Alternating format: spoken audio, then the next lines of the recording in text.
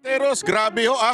Mukhang talagang ipakukulong na po nila si VP Sara Duterte. Nako, kasi hindi ho kasi nila matalo sa ratings at wala hong naniniwala sa mga kasinungalingan nila at wala hong nakikitang mali kay VP Sara Duterte ang mga kababayan natin at ang taas po at talagang matindi ang kanyang sa numero ng kanyang survey.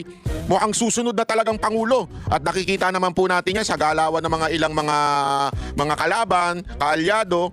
Pagkakalaban, medyo yung iba sumisip-sip na ngayon kay VP Sara Duterte. Yung iba naman, talagang desperado nang siraan si VP Sara Duterte. Pero yung mga kakampi, nananatiling palakas ng palakas. Kaya nga ho mga kababayan, lahat to gagawin talaga nito mga damunyo na ito para ho mawala sa picture. Ika nga, si VP Sara Duterte pagdating sa 2028 election ako. Gago! Kung maaalala ninyo, ginawa yung impeachment, di ba? Kung maaalala ninyo, ginawa yung PI. Lahat yan para maging presidente yung tambaluslus di ba? Pero wala. Hindi effective. Di ba? As in, walang nangyari, nga. Dahil nga naman, hindi yun ang tamang paraan at wala sila doon sa katotohanan. Etong si VP Sara Duterte, tahimik lang, nagtatrabaho lang, di ba? Ginagawa lang niya yung talagang mandato niya. Tapos, patuloy na umaangat. Etong si BBM at saka yung mga bata niya. Ayun na, negative nga yung isa Di ba? Talagang pabagsak ng pabagsak. Si BBM, presidente na yan, pabagsak pa rin ng pabagsak. Saka nakakita ng ganyan. Di ba? Mamaya may papakita pa po tayo. Talagang sinuplak ng tadhana na naman ito si BBM. Alam mo ito si BBM, no? Kasi itong mga tao na to, yung mga lulong, ha? Yung mga lulong na yan, lulong sa kapangyarihan. Ang akala kasi nila, kontrolado nila lahat ng bagay. Dahil marami silang pera, nasa kapangyarihan sila, babayad sila ng mga media, babayad sila ng mga squammy na vlogger yung mga squammy na vlogger niya na papatusin kahit 2,000, 10,000, basta lang makasira ng tao at kumita, papatusin, mga squammy yun Di ba kita nyo naman yung ginagawa? Tapos at the same time, yung mga kaalyado sa politika, lalo na sa Kamara, ay talagang todo-todo panggigipit, paninira kay VP Sara Duterte. Kitang-kita nyo yung galawan na yun di ba? Lahat po na aspekto ng gobyerno ginagamit para lang talaga masiraan ang kalaban. Pero alam nyo, dahil sa ganyan, siya yung nasisira. Siya yung, alam mo yun, yung halimbawa na nga lang yung ghost flood control. Remember, bago naman lumabas yung lintik na ghost flood control na yan, sino ba unang nagyabang? Di ba si Marcos? Sabi niya 5,500 na flood control. Palakpakan na may mga tarantado, di ba? Yung mga congressman, mga gunggong, no? Alam naman nilang ghost flood control, pero palakpakan pa rin sila. Tangina, inuuto nila si Marcos, no? Muntakin mo ganun nila ginagago yung presidente. Kasi deep inside them, alam nilang wala yung flood control na yun. Alam nilang ghost yun. Di ba? Pero palakpak pa rin ng mga gago. Tanga-tanga ng presidente to. Ganun siguro nasa isip ng mga gago na yun, ano? Mantakin mo. Tapos yung susunod na zona, mahiya naman kayo. Tangin na palakpak pa rin. Hindi niya talaga alam kung sino may kasalanan. Yan gago di ba? Ang lupit ni Marcos nung time na yun. Ano nangyari kasi after the 5,500 announcement, kinabukasan, binaha, di ba? Sunod-sunod yung baha na nangyari sa Pilipinas. To the point kahit yung mga dati hindi na binabaha, ay binabaha na. At the same time, umambun lang, baha na. Ganun katindi, lumala. Ika nga, lumala. As in, siguro sa aking tansya, hindi lang 3 times worse than before, di ba? Yung tindi ng baha. Grabe po. Yun ang nangyari. Nung sinabi naman niyang mahiya kayo, nagbuo siya ng ICI. Wala rin nangyari. Mukha rin tanga, bakit? Mismong mga membro nagre-resign. Alam mo yun, kahit anong power mo, kahit anong dami mong pera, tadhana na yung nagagalit sa'yo Kaya huwag mong ginagago yung tao. Mantakin mo may utang sa mga membro. Yung sabihin, yung mga commissioner doon sa ICI, walang kapangyarihan, walang naniniwala. Kaya ngayon, medyo kumakabig sila, mga kababayan. Kumakabig sila. Pansinin niyo yung eksena, kumakabig sila. Gumagamit sila ng mga ibang diversion. Halimbawa na yan, ay itong ombudsman at saka DOJ. Ginagamit nila yan para kasuhan yung mga kalaban, mga prominenteng kalaban. Tatadtarin nila yan Tatadtarin nila lahat ng kalaban kasuhan. Lahat ng big time. Yung sabihin ng big time, kilala. Halimbawa nga dyan, sila Senator Bong Revilla. Di ba? Si VP Sara Duterte. Kakasuhan nila ng kakasuhan yan. Para si Bato. Para talaga mapokus yung ng tao doon. Plunder, tinamo ngayon, plunder case ikakaso kay VP Sara Duterte. Aside from yung focus ng tao mapunta doon, ang talagang gusto nila mangyari, ma-disqualify siya. Remember, hawak ng ombudsman yan. Sino ba yung ombudsman? The ombudsman was appointed because of the principle of Bendalo. Gago! Literally, bend the law. Bakit? Tandaan ninyo, merong pending case si Remulla bago siya na-appoint as ombudsman, which is bawal na bawal yun. Tapos ang daming conflict of interest. Alam naman po natin ng pamilya Remulla. Kaya talagang, alam mo, kahit baliin nila, i-bend nila, ika nga, yung law.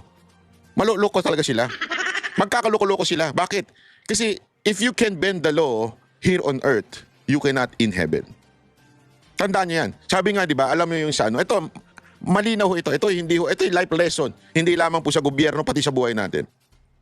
Naalala niyo yung the Lord's Prayer? Di ba meron nakalagay doon na, Thy kingdom come, Thy will be done on earth as it is in heaven. Anong ibig sabihin po nun? Malalim po yun. Hindi lang po yun ay isang panalangin na minemorize natin nung bata natin tas sinasabi natin pag natatakot tayo o whatsoever. Yun po ay sinasabing may prinsipyo ang lupa at ang langit. Kaya nga, Panginoon, ang gusto ko mangyari, yung iyong kaharian, yung iyong will, ang mangyari sa lupa. Hindi lang dyan sa langit. Yun yung hinihingi mo pag nananalangin ka. Dapat pati yung kagustuhan mo dito sa lupa ay mangyari. Ano ibig sabihin? Simple. You can bend all the law in the land. You can do anything in the land. Siyempre, pag may pera ka, kaya mong lusutan yan. But you cannot bend the law of God. Ano yun? Pag ikaw nandihado ng kapwa, may balik sa'yo yan. Pag ikaw gumawa ng kabutihan sa'yo, may balik din sa'yo. Kabutihan sa kapwa, may balik din sa'yo yan. Di ba? So ano man ang gawin mo sa kapwa mo, ay babalik sa'yo. Yan ay isang katotohanan, isang batas na hindi mo pwedeng baliin. Baliin nyo man ang lahat ng batas ng requirement ng pagiging ombudsman, hindi nyo mababali yan. Ibig sabihin, manarantado ka, maybe now, dahil you are in power, nananalo ka. But eventually, all secret will be revealed. Lahat po. Kaya nga ngayon, kita ninyo, yung sikretong ghost control project, lumalabas na. Di ba? Nakikita nyo yan. Sabi ko nga sa inyo, ako mismo naka-experience niyan. Bakit kanyo? Nung tayo ay bumatikos kay Zaldico, naalala nyo? Yung, ano yan kaya niya ako dinimanda dahil dito Diniscuss ni Joel Villanueva, Senator Joel Villanueva, yung laptop scam na nangyari, laptop scandal na nangyari, at the same time yung flood control. Diniscuss niya in his privilege speech sa Senado. Tayo, nireaksyonan natin. Sinasabi natin na, hoy, Zaldico, panagutan mo to, sagutin mo yung sinasabi ni akusasyon ni Villanueva, sagutin mo ito, totoo ba ito? Alam mo ginawa nung mama? Kinasuhan ako, pinahirapan ako. Kasi ganun naman ang purpose nila Kahit walang kwenta yung kaso, pahihirapan ka lang nila. Di ba? Ganyan sila kagago Pahihirapan ka, so kinasuhan ako. Kinasuhan ako doon sa kanyang probinsya para magastos para sa akin, magastos para sa abogado ko, at mahirapan ako. Yan ang kanyang purpose. But lo and behold, because tayo'y nanindigan lang doon sa katotohanan. Now, kitang-kita nyo yung nangyayari sa kanya, mga kababayan. Nakikita nyo? Nakikita nyo? Ngayon, tinanggalan na siya ng passport. Mamaya, ibabalita natin yan. Tinanggalan na siya passport at hinahunting na siya ngayon. Siya na ang nawawaran. Yung inisip niyang ako ay makulong at mawaran, siya ang nawaran. Kasi nga mga kababayan, ito hindi pagyayabang, hindi ho ito pagmamalaki. Ang lagi ko lamang po sinasabi kasi, pag ikaw gumawa ka ng mali sa kapwa mo, nandihado ka ng kapwa mo, may balik sa iyan. Tandaan mo, may balik lagi sa iyan. Ganyan ang ginagawa ngayon kay VP Sara Duterte. Okay, go. I-push nyo yan ng i-push. Kung yan ang talagang paraan ninyo para lokohin ang taong bayan, bahala kayo. Dahil darating ang panahon, may bawi dyan ang Diyos kung hindi totoo yung mga inyong mga paratang. Kasi tandaan ninyo don't forget this. Ganyan din naman ang ginawa nung kay Pangulong Duterte noong 2022. Siniraan siya ng siniraan. Sa babae, sa may bank account, lahat sinira sa kanya. Anong nangyari? Landslide, presidente yung mama. Na isang probinsyano lang, sabi nga niya, lagi niya sinasabi, isang probinsyano, isang taga Mindanao lang ako. First time nagkaroon ng presidenteng ganito. Totoo Bakit? Tao ang nakarealize. Kinakawawa itong maman to. Yan ang ginagawa nyo ngayon kay VP Sara Duterte. Wag kasi kayo magpabulag kay Trillanes. Tanga yan mula noon pa. Mahina ang kukote niyan. Hindi wala akong biro. Mahina po ang kukote niyan. Kaya wag ko kayo nagpapaniwala ho dyan. Ito panoorin nyo. Siya ho may pakana nitong may pakana. Siya ho na naman yung sinasabi niya may plunder Ito. Pasok. ay magsasampa raw ng kasong plunder kay Vice President Sara Duterte ngayong linggo. Ayon po yan sa dating senador at kilalang kritiko ng mga Duterte na si Antonio Trillanes. Sa programang Sa Totoo Lang ng 1PH, sinabi ni Trillanes na magbubula raw sa mga miyembro ng simbahan at civil society groups ang naturang kaso. Dahil daw ito sa maanumalya umanong confidential funds ng bise at iba pang issue sa opisina ng Office of the Vice President. Sinabi rin ni Trillanes posibleng mabunyag ngayong linggo ang mga nakaw o banong yaman ni VP Sara.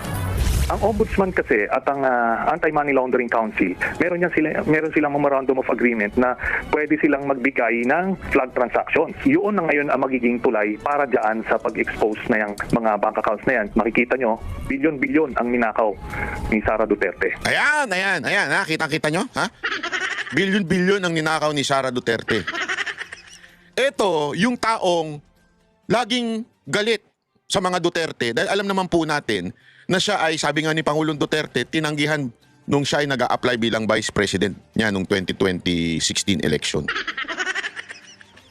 So sa madaling sita, bitter na bitter to. At ang gustong palabasin nito ay siya yung nagre-reveal ng mga corruption.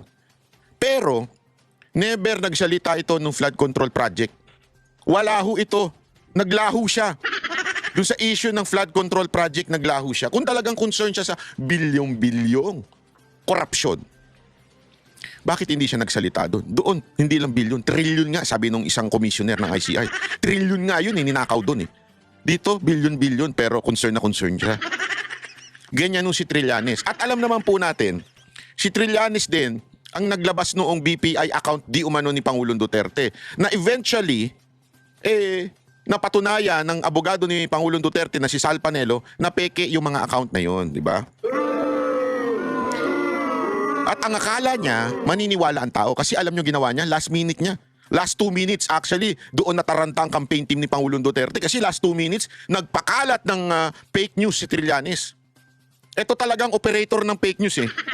Nagpakalat po siya ng fake news, sabi niya, ganito, wala nang time para sumagot. Buti na lang, nakausap ni Sal Panelo ang BPI. Kasi yun yung BPI account eh. At last minute, nahabol na ilabas sa taong bayan na peke ang bank account na sinasabi ni Trillanes. At take note, ladies and gentlemen, hindi lumabas sa media yan.